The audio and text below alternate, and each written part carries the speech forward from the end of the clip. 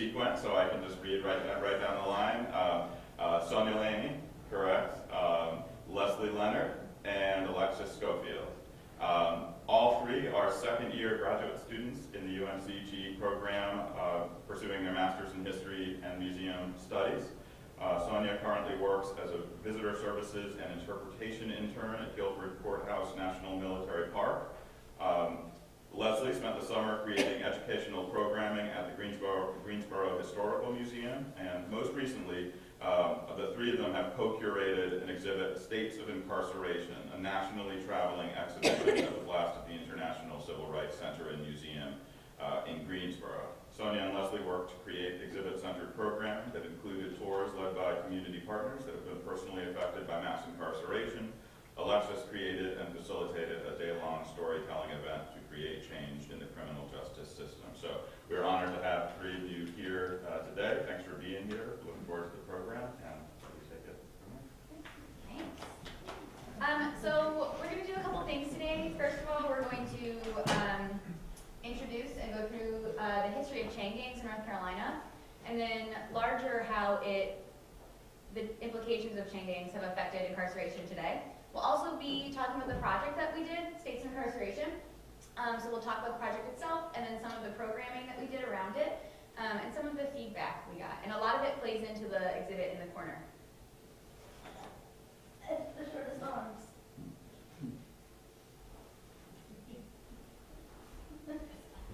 I don't know.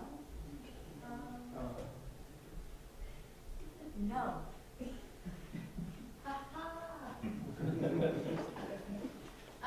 Okay. So beginning in the early 1900s, the state of North Carolina began utilizing convict labor to construct roads. These prisoners, who were convicted of petty crimes such as vagrancy or larceny, were predominantly young black men. In 1927, 68% of chain gang prisoners were African American. Progressive reformers introduced the road labor concept in the 1910s as a humane improvement over the older system of convict leasing to private corporations. The system also served as a way to supply labor to fill the pressing need for good roads, to support industrial and commercial growth. With no state government involvement and road crews were governed at the county level, a lack of concern for prisoner health and well-being quickly resulted in unsafe and unsanitary conditions. Prisoners were literally chained to each other by the ankles for 24 hours a day. County administrators subjected prisoners living in road camps to frequent floggings and beatings, denied them medical care and adequate food and shelter, and frequently killed any who resisted. Chain gangs and road camps were lauded as a solution to two problems. First, this new penal system provided a seemingly progressive reform to prisons. By getting men out in the sunshine and fresh air, supporters were convinced that prisoners would have a better disposition and be a more successful member of society.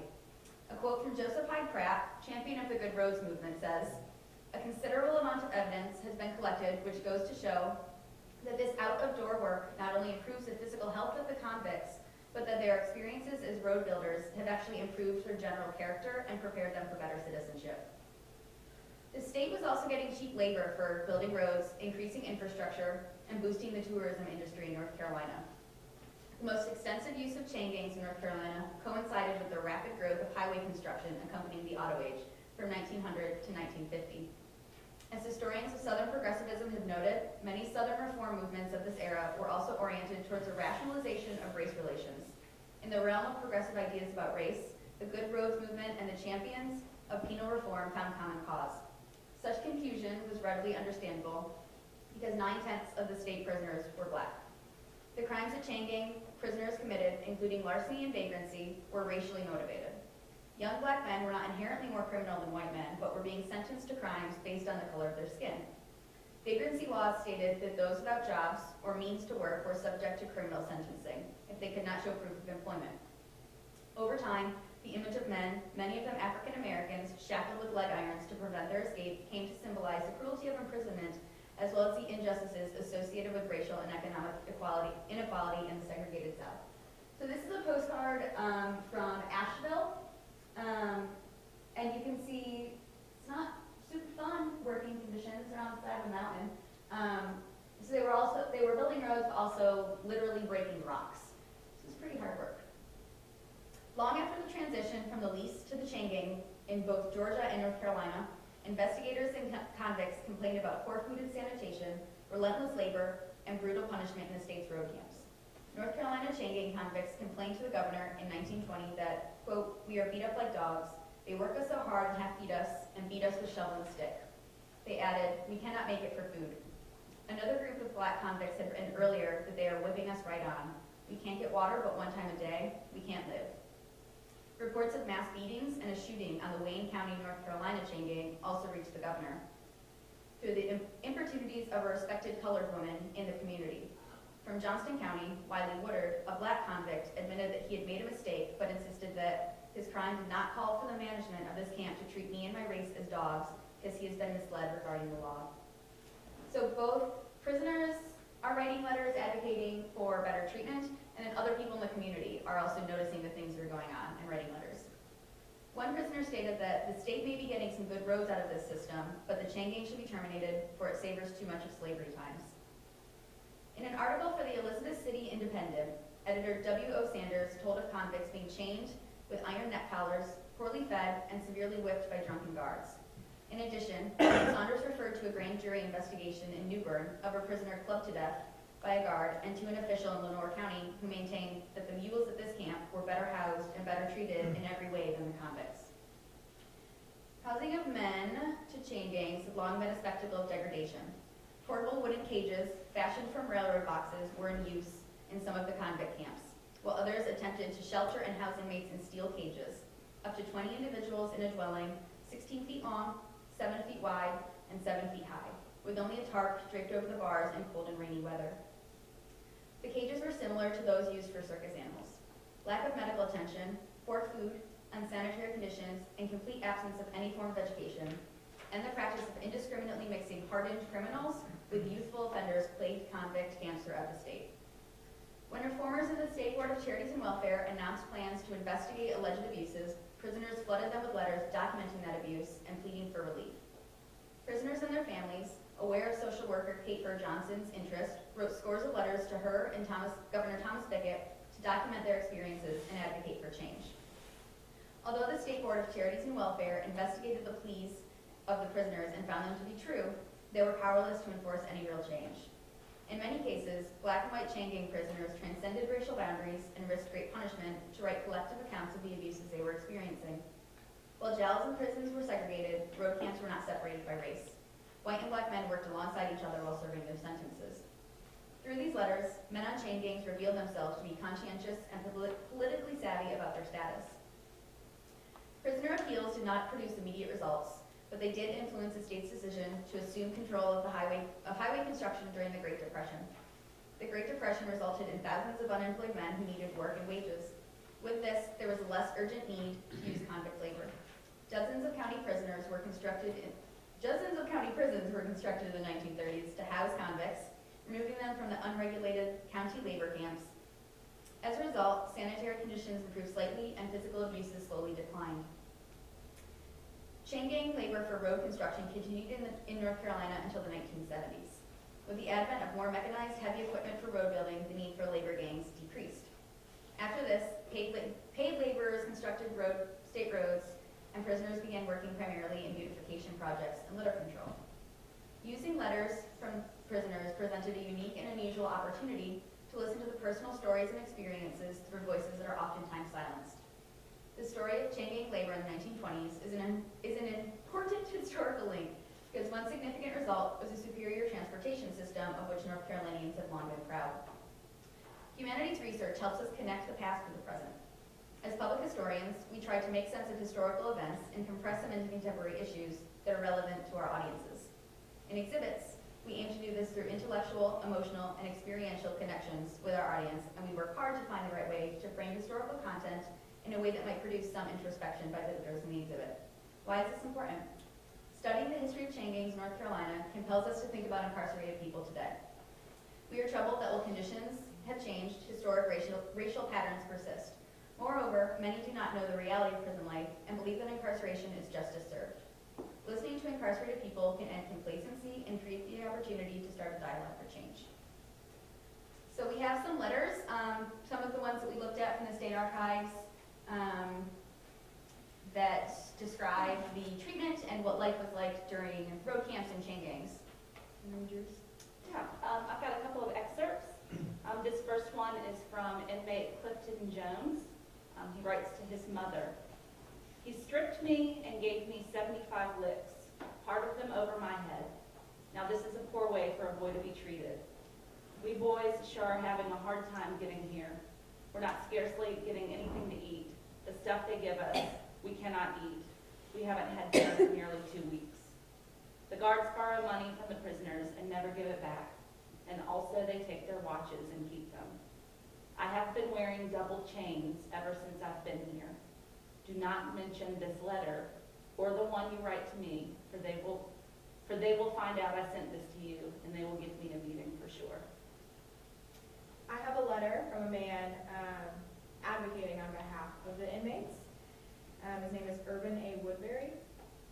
Dear sir, may I enter a protest about the way some of the convicts are housed at the Craggy camp? They have an open shed to eat in, screened on one side and the other 3 sides full of cracks. It seems to me human beings ought to be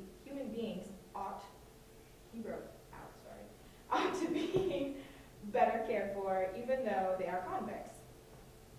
The house they sleep in is poorly ventilated and low-roofed, so very hot in the summer. Then there is a car sort of looking place made of iron, and they must be very uncomfortable in the summer. These camps may be temporary, but they ought to be made very comfortable. Another young man and myself tried to arrange some religious service, but we got no encouragement. It seems to me the state ought to see that they were provided with some sort of religious and moral teaching. First, however, doing away with the system of the chain gang, and see that younger offenders and old be more or less separated. The state may be getting some good roads out of the system, but it seems to me at the cost of human souls. I hope the day will come in this great state when the chain gang will be done away with. It savors too much of slavery times. As you are a man of influence, you could start a campaign that would change the state of affairs in our state, leave a lasting monument for yourself. Yours truly, Urban A. Woodbury. So mine is a letter that was written, again, on behalf of prisoners from Winston-Salem. So he describes seeing the road camp and a chain gang in Winston. So this comes from Arthur Gilmore of 1005 Cleveland Avenue. Had 60 days for assault, went to camp March 11th, 1927. He states that Jones was tied to the beds or bunks where they slept. They were moved from one place of work to another. Then later, he saw Jones lying prostrate on the ground. Questioned fellow workers who stated that the captain had knocked him out. He saw Captain Marchie pick Jones up and throw him over in a truck, and he was hauled off the job. Saw Jones' speechless condition, having jerks and suffering, and being chained to a lead chair while in bed. Saw the doctor only that night. Doctor caught Jones by the foot and was shaking him, asking if he knew who he was. Jones didn't speak. Saw doctor inject something into him. Gilmore said that the yard men said that they gave Jones one more whipping upon reaching camp. They could hear him trying to cry and could hear the licks. Gilmore states that no cherry bush is used, but large roots, sticks, and pick handles. Captain Burke would walk up from the rear and kick them, one of his old habits of kindness. Also, there is a small house of punishment, 4x4, that prisoners are put in 2 or 3 days and nights, 1 piece of bread, 1 cup of water, chained to the floor, and not large enough to lie down. Bill had 60 days and was whipped by Captain Smith since Jones died, and put in 2 days and 2 nights in a buff house because he hollered near where some white people lived while being whipped. Pink Cobb was whipped 7 times in 1 day by the captain. Says he saw a man dragged behind 3 mules in 1924 in the presence of Captain Burke. So those are some of the letters that we read. And then we also have some more of the quotes from the letters, as long as some photos that accompany them. These are photos that we used in the exhibit. One of the reasons that we liked this one so much is because these kids are really young. They can't be more than 20, 25. And you can see they have the shovels, they have chains. This is another one. And again, struck at the different faces, because in the majority of these photos, if not all of them, they're all young black men.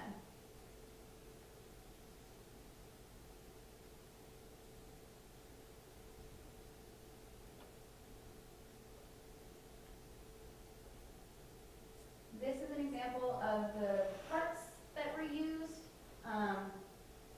So they would be chained to the side and then carted around the countryside.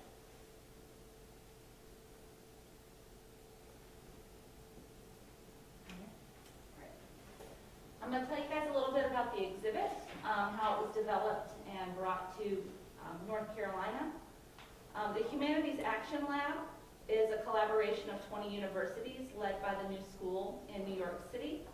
The purpose of Humanities Action Lab, or HAL, is to work with organizations and public spaces to, I'm going to give you their mission statement, and there's 4 points here. So to 1, foster public dialogue on important and relevant social issues through public humanities projects that explore the diverse local histories and current realities of shared global concerns.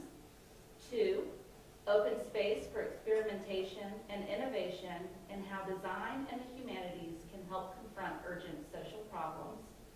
3, combine and connect diverse local perspectives of communities to communities around the world. 4, create new public humanities prototypes that take on difficult issues and experiment with untested formats. That's a lot of words. All of this means that the Humanities Action Lab wants to talk about important topics with students, scholars, and audiences, and they want to do it in an interdisciplinary format in order to show the importance of broad, worldwide topics on local perspectives and local communities. So HAL partners plan to create a major public project every 3 years to explore history, memory, current realities of a present social issue. Each project will include an exhibit, a digital platform, oral histories, face-to-face dialogues, and interactive media. Students and community partners together in each participating locality can contribute their local histories and perspectives to an international project. And then when the project then travels from community to community, wherever it was created, it opens a space to generate and exchange unique, locally grounded dialogue and an approach to answer global questions. The first such project that they did, States of Incarceration, a national dialogue of local histories, focuses on the past, present, and future of mass incarceration. It explores the explosion of prisons and incarcerated people in the U.S., including immigration detention centers, and the global dimensions and where the U.S. lies on a worldwide scale of incarceration. Now, our part of it, in the fall of 2016, we gathered as first-year graduate students and dove headfirst into this project. We were one of 20 universities across the country and across many disciplines that were studying incarceration. Other schools were looking at topics ranging from gender and economics, locality of the carceral state, issues of immigration, the importance of mental health. And we at UNCG were one of a handful of students and schools that were exploring the history of incarceration. Each school was responsible for developing one panel of a multi-panel exhibit. It's like you see these, each of these panels around the room. Each school was responsible for creating one panel. We started by reading UNCG student Susan Thomas's dissertation on chain gangs in North Carolina, and then we dove right into reading the letters from chain gang prisoners. We've already given you a few examples, so I'm sure you can see where we as students, each of us read maybe 3 or 4 letters. Some of us read more, but our eyes were opened up pretty quickly as to what we wanted to be able to talk about in our exhibit. We wanted to be able to convey the disparities in the treatment that was happening to inmates. We knew we wanted the voices from the letters to play a prominent role in our exhibit. We just didn't know how we were going to do it. We were still trying to figure out a way to connect the past with the future, or the past with the today. The fact is, chain gang labor doesn't occur anymore now like it did in the 1920s and 30s. And also the letters that we read and the prisoners that advocated themselves were never able to really create change for their own situation. Our story did not have a happy ending, and as historians, we have the responsibility to tell the truth, and we can't just force dots to connect. Pretty early on in the project, we met with a gentleman who had spent 15 years in prison himself. We started talking to him about the processes we were going through and the way we were thinking we wanted to develop our exhibit. And he wasn't shy at all about telling us exactly how he felt, and telling us that the letters made him feel encouraged, and that he felt like that it was a really great thing that we as students wanted to listen to these voices. So then we were able, through him, to find our connection. If we could listen to chain gang inmates from the 1920s and the 1930s to learn something about the past, then we needed to listen to inmates today to learn something about our present. So the exhibit opened in New York at the new school in April of 2016. Yes. And it will travel to at least 19 other cities. The International Civil Rights Center Museum was the exhibit's 5th stop. Dates are currently on the calendar through October of 2018, and they are constantly adding new dates. We may be looking at the project coming back around to Greensboro, to Bennett College sometime in the future. As the exhibit travels across the country, each host city has the opportunity to provide local programming in order to discuss the issues of incarceration on the community level.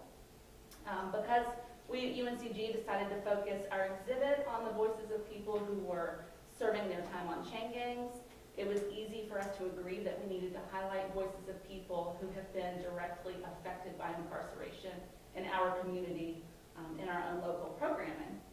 This is why we created programming at the International Civil Rights Center Museum that would allow audiences to have an opportunity to interact with members of their own community who had been affected by issues of incarceration and issues that were in the exhibit. So whether it be people who were incarcerated themselves, who worked in the carceral state, who had family members who had been incarcerated, we really wanted to open up dialogue between those levels of people. So what you'll hear from us now is how we developed our programming, how we found community members to share this authority with, and how audiences reacted to the programming. We were interested in listening to voices, and we allowed for it to be a dialogue, or to start dialogue inside of our community. So I will be talking to you all about the programming that went along with our exhibit. As we've already told you, there were 20 universities that were involved. However, there was a National Endowment for the Humanities, NEH, grant that was given, and 6 schools received it. And UNCG was fortunate enough to be one of those 6 schools. So we were able to use that funding to help create our open mic night, which we did on opening night, November 11th, and also a math story lab, which we held on November 12th, the next day. So we opened on November 11th. We did an opening reception. We gave beautiful opening remarks, you know, the huge. And then after we gave those opening remarks, the open mic night was held. And the reason why we chose an open mic night was because we felt it was a creative outlet for the community to share their experiences on mass incarceration. This is not a topic that people talk about very often, chain gangs, incarceration. We really wanted to make sure that our community had a safe place to discuss their feelings and open up about it. So we did tons and tons of marketing to make sure that it got out. We wanted people to know that this was a safe place for them. We wanted people to come see what was going on at the Civil Rights Center. And we actually, before the night even started, had roughly 20 performers already signed up, which is a lot for an open mic night. And as the night went on, people kept signing up. They just really had a lot to say, and it was actually incredible. We had people read poems, sing songs, perform skits, and then we also had people who just felt the need to share their story. And each performance was incredibly unique. And what we had learned, a couple of themes emerged, right? So there were people who were angry that people of color are predominantly affected by the carceral state. There were people who were hurt that it's such a large part of our culture now. Not just for colored people, but in general. We live, breathe, eat this now. And then there were people who were incredibly motivated and inspired through the open mic night, encouraging the community to stick together and keep each other accountable, or hold each other accountable. And it was really awesome. There were two women, and they wrote a song and performed it at open mic called "We're Gonna Make It." And the song essentially was saying that although there's all this happening, and I know you're hurt, and I know you're sad, and I know you feel like you need to give up, but we're going to make it. Together as a community, we're going to get through this. Overall, it was a great experience. We had almost 200 attendees that night come to the open mic night. And to me, that just shows that we clearly needed to hold something like that for our community. We needed to keep the community at the center, and they needed that open mic night to discuss it. So the next day, we held a mass story lab, which is what you see over here. A mass story lab is exactly what it sounds like. It's a great opportunity for people to come and use stories as a way to connect to each other. So the woman here that's speaking, her name is Piper Anderson. She created Mass Story Lab, and she has taken it up to 2 other cities prior to Greensboro, and even more have been signing up since then. Our theme, each Mass Story Lab has a theme, and our theme was life after lockup. We wanted to really highlight that incarceration follows people long after they have been released from prison.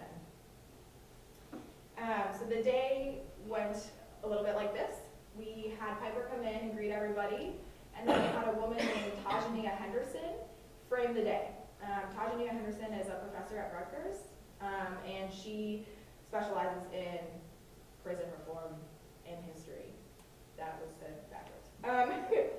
So she helped to make the direct connection between how incarceration in the past is now related to incarceration.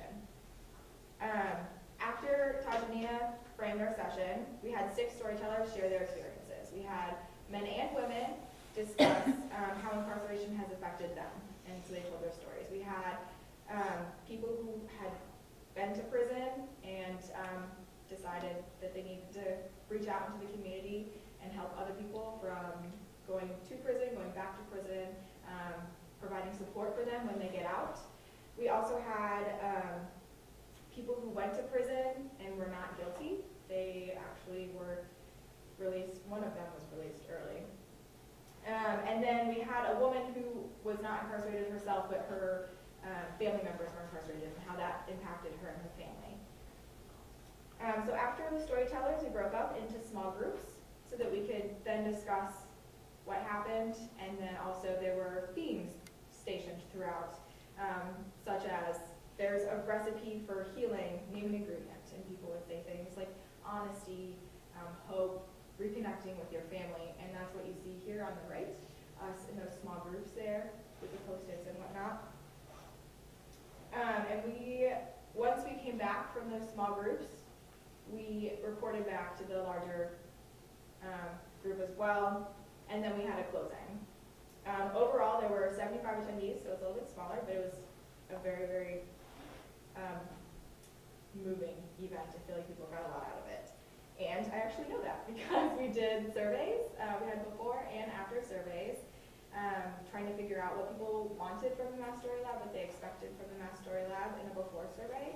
And most of them said that they were really just hoping to gain a different perspective. They wanted to go and actually learn and understand what people went through after they were incarcerated and how they can help. And the after surveys indicated that they got exactly what they were hoping for. There was a lot of different, they appreciated all the dialogue and being able to listen to different people's stories. And they felt motivated to reach out to the community more so and help out.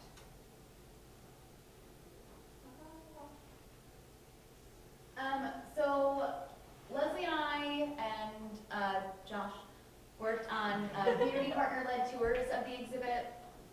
We talked a lot about the format of tours, and ultimately we decided that we wanted tours to have a unique voice. So we reached out to the community, we worked with community partners, and we found people who had been personally affected affected by mass incarceration to give tours of the exhibit and also talk about their own experiences. So we basically threw this book of 20 summaries of different subjects relating to mass incarceration at these blessed tour guides. Asked them to read it over, get to know the content, and then we kind of just turned them loose in the exhibit. It was a little nerve-wracking the first time because we had worked on this project for 18 months, so it was our baby. And then we were just sending people out into the wild. It went incredible. All of the tours were different. We had four community partners, and even doing tours with the same community partner several different times always resulted in something different. The visitors and the audience of the tours were so receptive, and they asked really, really personal questions of our community partners, and our community partners had honest conversations with them. It was pretty great doing these tours over the course of the 18 months. Sonya, Josh, and I would meet with these tour guides, just kind of give them updates on what we were doing with our exhibit and what we were thinking. And these guides were, two had spent several years in prison for crimes they committed and were ready to come out. One of them we got in touch with through Project Reentry, which I know is attached to this exhibit in the back, so make sure you look at that. And then they were able to put us in touch with other community members. We worked with one lady who, her father had been incarcerated as well as her spouse. And then we worked with a gentleman who was, spent a couple of years in jail or in prison in Washington, D.C., and was found innocent and released. So we had many different perspectives to look at tours. So anybody that came on tours did get a different experience. Our tour guides were just 100% all in. We partnered, I'll let you know what the format of a tour looked like. So we partnered, one student with one community tour guide, and then our tours ranged from 4 people to 100 people maybe was our largest. And then we as students would be responsible for the content. Like, let me take you from panel to panel and share with you what the content is saying. And then our community tour guides were responsible for saying, well, yes, okay, so we're looking at this panel about drug addiction in prisons, but let me tell you my experience on that. Let me tell you what that looked like on the inside, or let me tell you what that looked like as a child of an inmate.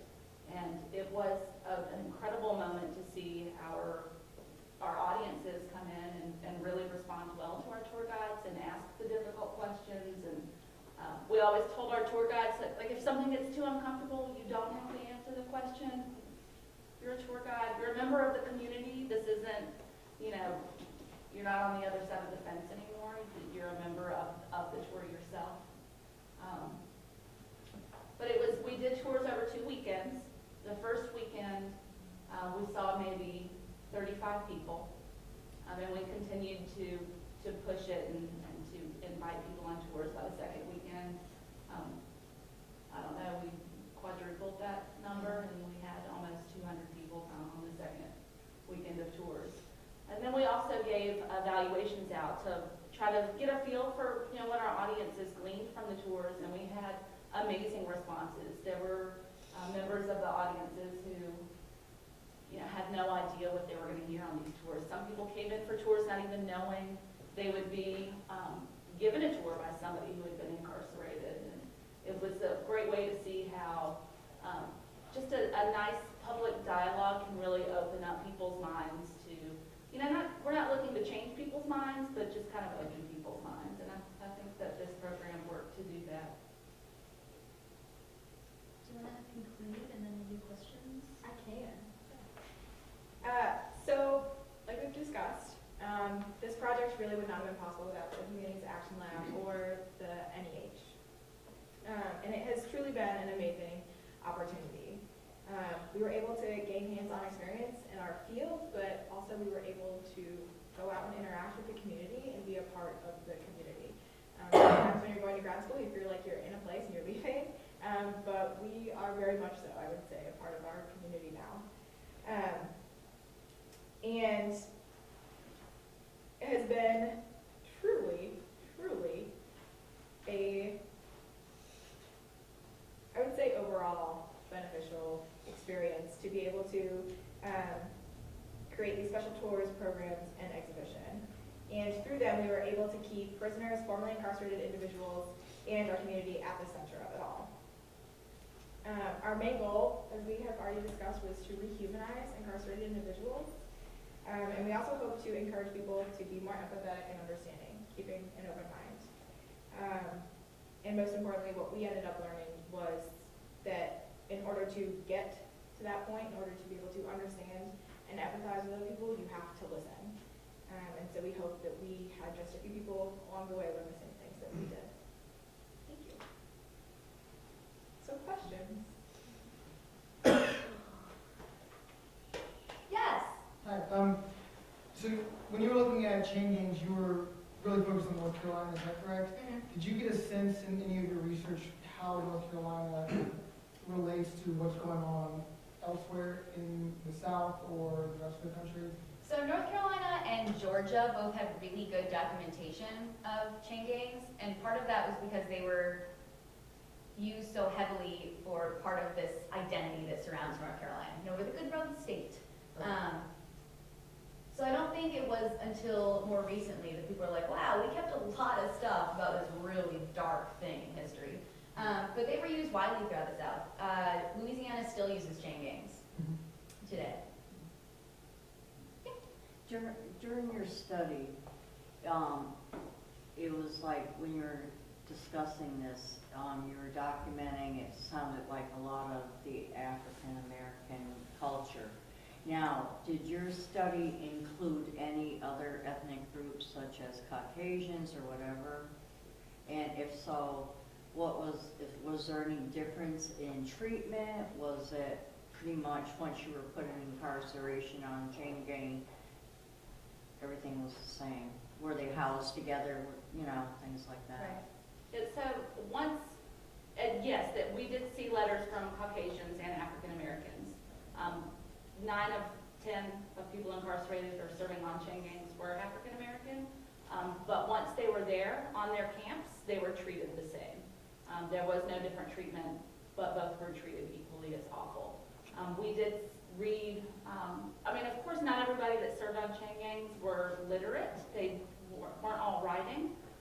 So we did read some letters where a representative in the prison camp would write a letter, and then all of the inmates would sign it. We even saw 1 or 2 letters, maybe just 1, where the inmates would sign it, you know, this is my name, and would put their race next to it. So it was a list of, you know, name, white, name, black, name, black. And that was a way that the inmates were kind of overcoming, you know, the racial boundaries and trying to advocate for each other. There's definitely the similarity in that they were, all of the prisoners in chain gangs were of the same economic and socio-cultural class. They were all really poor. And looking at the letters that were signed by both white and black prisoners was really interesting because it was Jim Crow South. It was a segregated society still. There were a couple, when you looked at the percentages of who's in chain gangs, there was like 1% listed as something other than white or black. And it didn't specify what the other was, just said other. So we assumed it was probably Native Americans.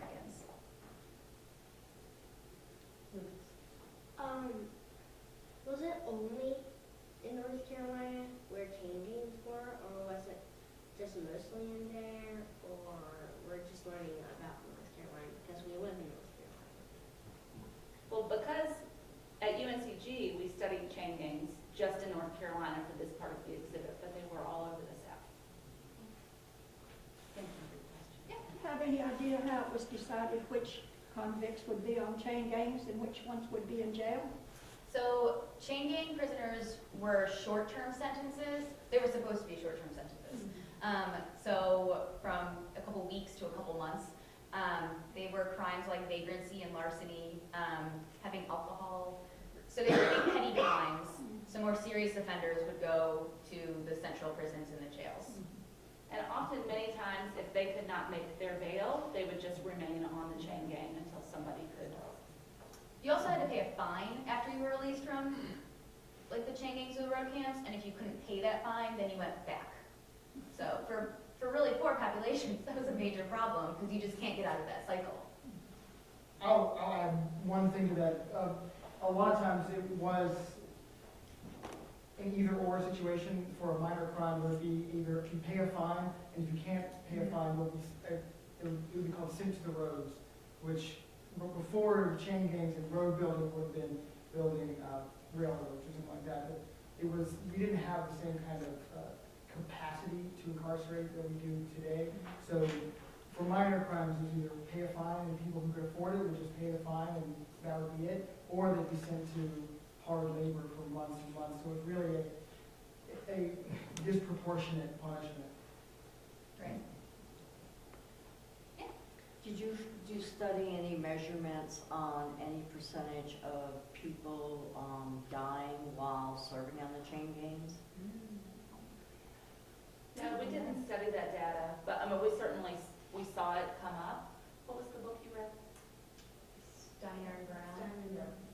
So there's like one book published about chain gangs in North Carolina. It has all these great statistics. And I don't remember if we saw how many, It didn't say how many how people many were died, it just referenced a few different cases. So we don't know overall, like, the actual percentage, but it happened. We did read this really great newspaper article from Raleigh Yeah. about William Shropshire, was a gentleman who served on a chain gang and was in the cold and lost both of his legs due to frostbite. It's actually in the cold. But he had frostbite to both legs and ended up, he had to have both of his legs amputated from the knee down, and found an attorney in Raleigh that was going to help him sue the county. Never did, nothing much came from it. It was a very short article. Two questions. First, most of the letters you read from look like they were from the 1920s. Did the archives hold letters that all the way up through the 70s when chain gangs ceased? And, well, there's one question. I have a follow-up. So I'm not sure how recent the letters get, but I can tell you. This is my thing. I've got a thing. So for one of the photos that we wanted to use in the exhibit, we wanted to use a photo of a letter because it had the names and it also had people's races next to it. And we were like, this is so cool. So we sent in the request to the state archives. We get a request back that was like, oops, sorry, according to this general statute, you can't have it, a photo of it, because it lists names. So there's this act in the North Carolina legislature that is supposed to protect the identity and the anonymity of current or very recently incarcerated individuals, but it kind of umbrellas, so it covers anyone who's ever been incarcerated under North Carolina. So I would be interested to see, especially more recent ones, whether or not they still have those letters or complaints or, public forum notes. And the other question is just, is there any particular event or figure or organization that helps, whose work explains the ending of chain gangs in North Carolina in the 70s? Is it just one more state of many states starting to get out of that business, or did anything in particular lead to the ending of it at that time? That I don't know. It definitely just became more efficient with machinery and tractors. I don't know, like equipment, I think is the word I'm looking for. It was just faster and easier and cheaper than paying men to do it. Yeah, I'll say that's absolutely true, that the actual need for labor was not there, but also it coincides with the 50s and 60s. You have a lot of presidential orders. Nixon, most notably, Nixon's work on the war on drugs, the war on crime, all of these efforts being put forth that actually lead to an explosion in capacity and money going into incarceration. So in a lot of ways, incarceration replaces these convict camps, which are like jail, but they're different. They're aside from jail. They live there. It's a little different scenario. But so I think you have kind of bureaucratic cause for a lot of the outmoving of chain gangs. I'm interested in particularly race in the prison systems in the 1950s and 60s. Where would be a good source for me to go, perhaps in the state archives, or where would be a good starting point for me? There, oh my gosh, what's the collection called? Do you want to give me your email? I can shoot you an email. I don't remember the collection's names off the top of my head, but there's a lot of stuff. Okay. I'll be able to point you, hopefully, in the right direction. Well, anything, Yeah. Yeah. I'm interested in your personal opinions on how incarceration follows people after they leave jail, especially in the workplace. You have employers on one hand who want to protect their employees, but on the other hand, you have people who serve their time, want to get on with their lives. What's your opinion? I have a lot of opinions about that. No, working on tours and working with people that had been incarcerated, it was something that I really kind of, it was a hard pill for me to swallow. I was meeting these great guys that were ready to do these amazing things in their communities and in their jobs, and there was just kind of this thumb holding them down because they had been incarcerated. And I started looking at it and considering, so if somebody commits a crime, you charge them, you put them in jail, you give them, their sentence. Once they serve their sentence, why are we still punishing them? It seems to negate the point. And a lot of these guys that we worked with did work very hard at their jobs to work their way up. One of the gentlemen in particular works for the city of Greensboro, and there was a supervisory job that was opened up, and he was having a hard time stepping into that role, even though he had all of the qualifications, including a college degree. He went back to Guilford College, and he finally, he fought the city on it, and was eventually able to get the supervisor position, and that's what he's doing now. But there are some people that have the willpower to work that hard. It's going to take community organizations, grassroots organizations, and people that are willing to help advocate, I think, for folks, and be willing to be a voice for other people. And just to follow up with literally that, there are people who, they're not willing to work that hard, mostly because they don't feel that there's anyone advocating for them. And that was something that was really hard for me to accept and understand while working on the after lockup portion. And just was honestly blown away by the person that we worked with. For him, just continuously pushing and pushing and pushing. And he pushes forth like that. When they feel like they need to give up and no one's going to help them, he continues to help them push. And that's just so amazing to me. He was willing to do that.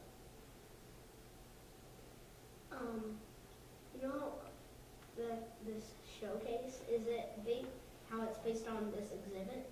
Is the exhibit all about teen games, or is it about separate things with prisons?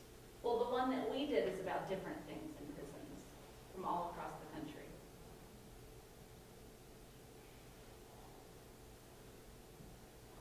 I'm interested in the photography, and the postcard just blew my mind. These are obviously staged. Do you have any background on how or why these photographs were even taken? They're obviously lined up and told to stand, and it's not off the cuff. Yeah. This one was especially. This one's bizarre. There's a better. That's it, right? Yeah. In the exhibit over here, there's a better version of this one. But it's really weird. There's a guy in a chef hat.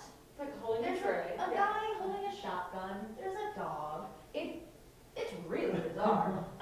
And we spent a lot of time trying to figure out the backstory on it, and we couldn't. There's also, oh my God, it's vibrating. Yeah, like you said, these are very clearly posed. Yeah. Yeah, I wish we knew more about the context behind the photos, because they're strange sometimes. And the postcard, like, you're making money off of this. Like, did you have the reverse of the cards, like see the company that? Oh, I wish I did for the postcard one. I'd like to see the description, 'cause you know how Yeah. postcards usually have this is what this is. Yeah, this one just says stripes but no stars on it. Asheville, North Carolina. I mean, for me, it just I had the same curiosity. It just conjured up sort of the pictures you've seen too of postcards of lynchings. I mean, sort of the spectacle of Right. punishment that we, I guess, have always had folks who are drawn to it, right? Or it was just second nature, and people didn't think anything different of it. Oh, this is just a chain gang. You see, like every time you go to the grocery store, they're just there all the time. You put it out of your mind so much that, oh yeah, they're. You had said something about it representing progressive, progressive penal system, advances in the penal system. Mhm. This is a good thing. So this is something they would be marketing as a positive force, and as opposed to prison, or as opposed to, well, we're 50 years post corporal punishment, but this is kind of a new thing. And look at how great our railroad is, and look at how what we're doing for these convicts that we get out. So it's very odd for us to see this, but in context, it seems, I don't say appropriate, but Right. it seems like Now, understandable. the time that we looked at, the 20s and the 30s, chain gangs building North Carolina roads, that was an answer to, before that, you had convict leasing, where private companies were leasing convicts. So then, the state was saying, well, now if we give that to the counties, then certainly, as the state, we're going to take better care of these inmates than a private company. Unfortunately, when they were on their camps, there was just no oversight. There was no oversight, and that's what the problem was. And I've done a little bit of research into Ramilda Road, which is a major road here in Winston-Salem. There's several photos that we have of convict crews building Ramilda, or paving Ramilda Road, when it was originally repaved, and going to the newspapers, and it says, well, convict crew number 1 is, working on this project, and so this was something in the paper. The convict crew, they have numbers to be, and thinking for Forsyth County, I'm thinking the mid-teens, there are at least 2 or 3 convict crews working on roads around the county, and they would be announcing what they're doing. This was a fairly transparent process. Now, the conditions most likely were not, but that this is going on is widely known. And it was weird, it was interesting looking at the locations of the chain gangs and the road camps. I grew up outside of Raleigh, and we read a letter from a Nightdale camp, which is 3 miles from where my parents' house. And I didn't know anything about any of this until we started this project. So they were all over North Carolina. Do you feel it's positive that these photos could have been maybe shown to the public as maybe used as a type of propaganda to further contribute to the criminalization of African Americans, to show that that these African Americans, because most of these people in the chain gang were predominantly African Americans, just to show that they did something wrong, and to promote that African Americans were supposed to be on the chain gang, to criminalize them. Do you think that's possible? Absolutely. Thank you for that.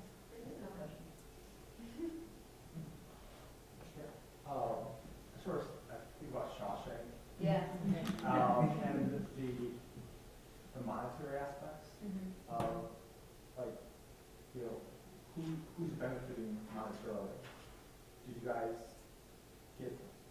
find answers to, I wish we knew more about the specifics of how much, if you take into consideration how much the tourism industry in North Carolina made off of these roads that were created from convict labor. That'd be interesting to look at. One of the most eye-opening experiences for states of incarceration for the exhibit was learning just how much money is in the carceral system. It's outrageous. And that's not a new thing. There's always been a ton of money circulating from the imprisonment of people.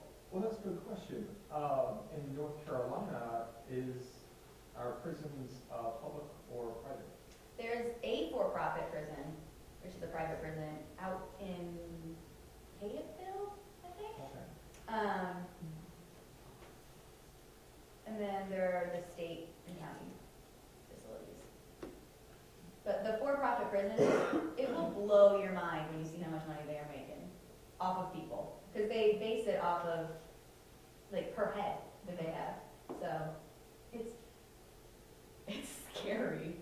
Right, well, just in this case, so if the county owns the convict labor and will bill the state or bill private, if there's a road that needs to be built, right? Whether that's a private road or whether that's a county road, well, they're gonna bill at a certain rate.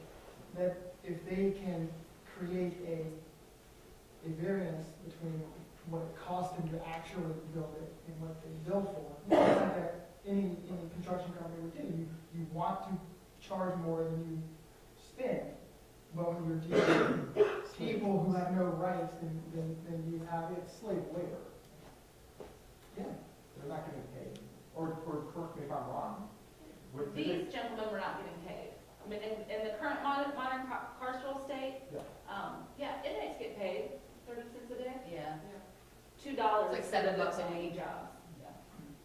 I guess my question is there an alternative to it? So, because then it kind of seems like it would yield, like you almost have to get a quota, like we need to arrest about 20 more people on petty crimes so that we can fill the project that we have slated. That was something we found in the book we were talking about earlier. I wish I had the name of the book. But there were county agents that were saying, oh, well, we need to get more men on these chain gangs. We need to, and that's when you start seeing crimes like vagrancy appearing in the U.S. And it's, well, gosh, we've got to get some more men on these chain gangs to work the roads. You spoke about that before the state started doing chain gangs, that it was contracted. Mm-hmm. Did you, like, how did that work before the contractors had access to prisoners? They essentially leased them, paid a rate per prisoner to lease them and use them for labor. And that's how a lot of the North Carolina railroads were built, especially in the West. So the contractors were who? Private companies? Yeah, like a railroad company. Railroad companies.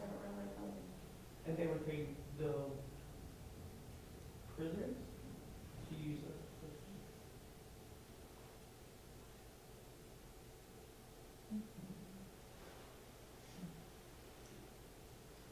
Any more questions?